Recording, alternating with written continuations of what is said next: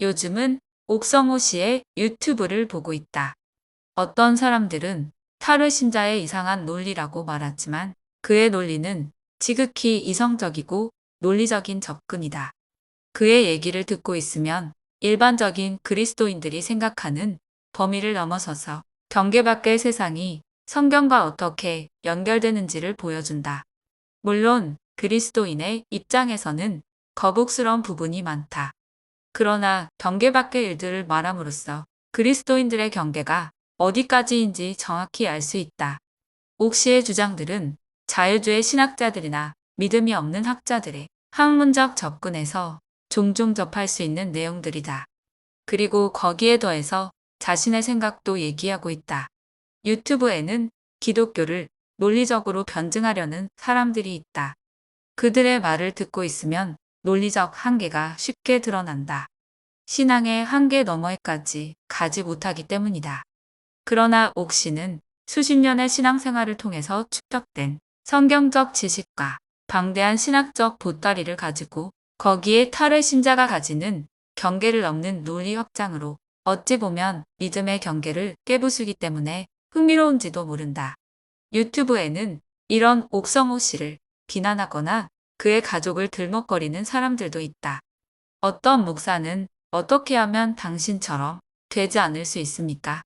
라고 묻는다. 그러면서 자신의 질문이 얼마나 한 사람을 모욕하고 있는지를 인지하지 못한다. 이렇게 목사라는 자들이 자신의 주장과 다른 이들을 어떻게 대하는지를 알 수 있다. 이것은 바로 그들이 인격적으로 얼마나 미성숙한지를 보여준다. 나는 예전에 검은 구름이 덮치는 느낌을 받은 적이 있다. 나의 믿음이 뭔가 잘못되었다고 느꼈을 때 패닉 현상이 찾아왔다. 이런 경험은 아마도 탈을 신자들이 처음에 겪는 정신적인 상태일 수 있다.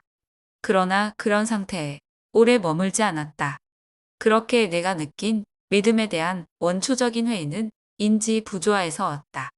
내가 삶에서 보고 느끼고 겪는 일들과 교회에서 말하고 행동하는 것들이 도저히 매칭이 되지 않았기 때문이다. 하나를 선택하면 하나가 거짓말이라는 사실을 인정해야 했다. 옥성호 씨는 지나간 일들을 돌아보게 한다. 어떤 사람들은 저주를 퍼붓지만 그런 사람들에게 이런 말을 하고 싶다. 연탄재 무로 차지 마라. 너는 얼마나 남에게 뜨거운 사람이었느냐. 너는 얼마나 스스로에게 진실하였느냐. 찬양 집회를 인도하러 가는 두 사역자가 사고로 한 명은 죽고 한 명은 살았다. 그 사고를 겪은 후에 살아남은 자는 죽은 친구가 좋은 곳으로 갔다고 말할 수 없었다. 차 고장으로 갑자기 브레이크를 밟고 둘 다 튀어나갔다. 죽은 친구는 마주오는 차에 치여 그 형체도 알 수 없을 정도로 처참히 뭉개졌다. 하나님은 왜 찬양 집회를 위해 가는 신실한 하나님의 일꾼을 시신도 구분할 수 없을 정도로 처참하게 죽게 하셨을까? 하나님이 그를 보호해 주셔야 하는 것이 아닌가? 하나님이 우리를 지켜주신다는 찬양은 모두 헛된 것이다. 살아남은 한 사람은 탈의 심자가 되었고 가족과 주위 사람들과도 단절되었다. 그리고 잘 믿던 목사의 탈의 심기를 말한다. 그 목사는 탈의심을 하고 진정한 자유와 행복을 느낄 수 있었다고 말한다. 옥성호 씨도 자신의 경험을 말한다. 탈의심을 함으로써 나는 인간의 본질에 가까워졌다. 나는 나 자신에게 더 진실해졌고 더 자유로워졌다. 더 솔직해졌고 거짓말을 적게 하게 되었다. 그리고 이성의 목소리를 정직하게 받아들이게 되었다. 감옥에서 태어난 아이가 느끼는 자유와 행복은 그리스도인들이 느끼는 행복과 같다.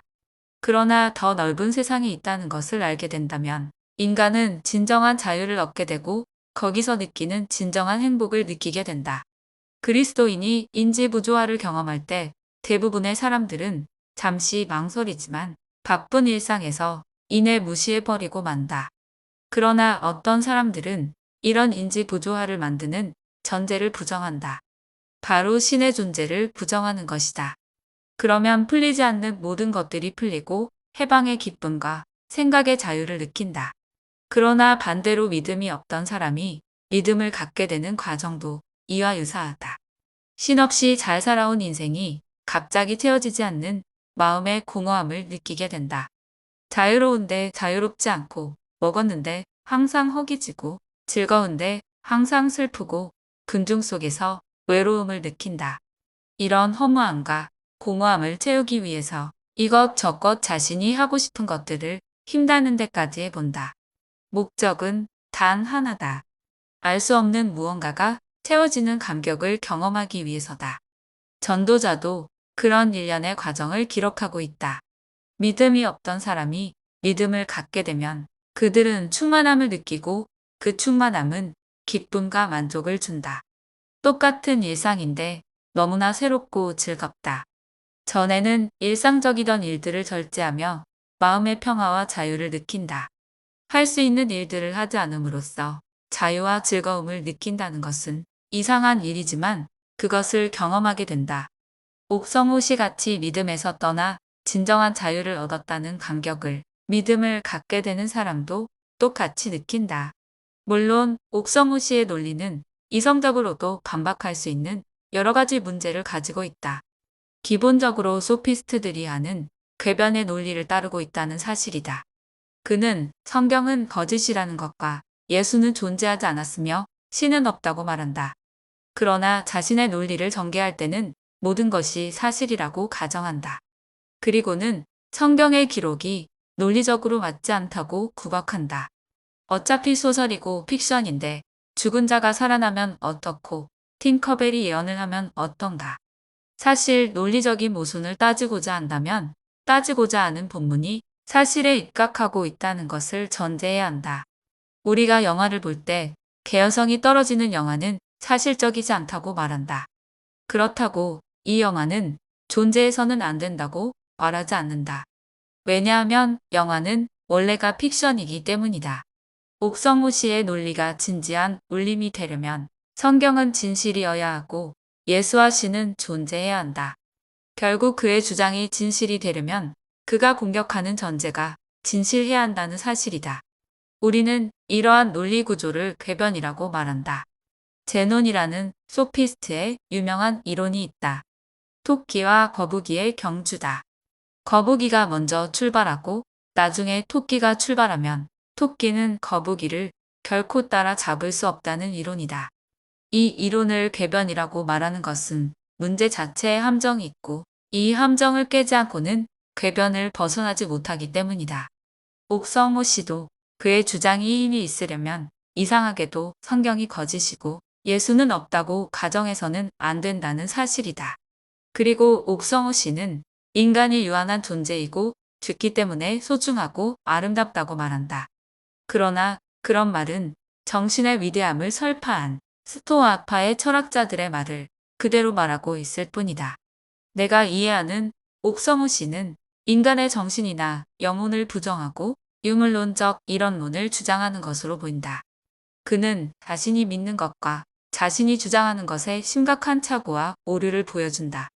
인간의 생명은 정신이나 영혼에 기인하는 것이 아니라 육체적 결합에 의한 것이며, 육체는 유전자와 호르몬의 작용으로 생존을 위해 유리한 선택을 한다.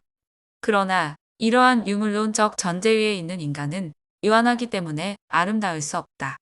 유물론자들의 전제는 인간은 유한한 존재이기 때문에 불완전하며, 인간의 이러한 상태는 결함이 있는 상태이고, 2단계는 무한한 존재가 되기 위해 어쩔 수 없이 겪는 과정일 뿐이다. 현재의 인간은 수많은 시간 속에서 더 많은 진화와 진보를 통해 죽지 않고 병들지 않고 슬퍼하지 않고 언제나 행복한 완전한 인간, 즉 완전한 신이 되는 과정에 있는 존재라고 생각한다. 그러니 인간 이성이 신을 부정하는 것은 어찌 보면 가야 할 길이 많이 남은 순례자가 이미 목적지에 도착한 존재에게 하는 질투에 가까운 것이다. 그리고 옥성호 씨는 세상이 완벽하지 않기 때문에 신은 자신이 만든 세상에 기적이라는 것을 통해서 간섭하고 끼어들어야 하는 처지가 되었다고 말한다. 신이 완전하다면 신이 만든 세상은 완전해야 하고, 완전한 세계는 기적 같은 신의 간섭이 없이 잘 돌아가야 한다. 그러나 이런 논리는 성경의 하나님을 스토어 철학이 말하는 무정념의 신으로 인식하기 때문이다. 칼빈주의자들은 하나님을 하나님 되도록 절대 주권을 강조함으로써 마치 나무나 돌로 만든 우상처럼 정해진 관념에서 꿈쩍도 하지 못하는 신으로 만들어버렸다. 하나님은 누구에게도 영향을 받지 않으며 누구의 영광도 필요하지 않고 홀로 완전하시다는 사실을 주장함으로써 성경이 말하는 분노하고 후회하시는 하나님을 부인하고 스토아 철학이 말하는 무정념의 신의 개념으로 밖에 어떠한 혼란에도 동요함이 없는 절대 무감각의 하나님을 창조해냈다. 옥시는 바로 이런 장로교적 기반 위에 있기 때문에 이런 스토아 철학이 말하는 하나님을 가정하고 있다.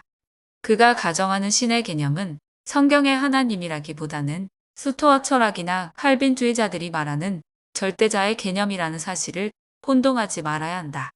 그리고 옥성우 씨의 기독교 비판과 그 주장은 믿지 않는 사람들이 하는 기독교에 대한 일방적인 주장이라는 점이다. 믿음이 있던 자가 믿음을 버리고 믿음을 비판하는 사람이 되었다면 믿음을 버린 그 사람을 비판하는 사람의 말도 들어봐야 한다.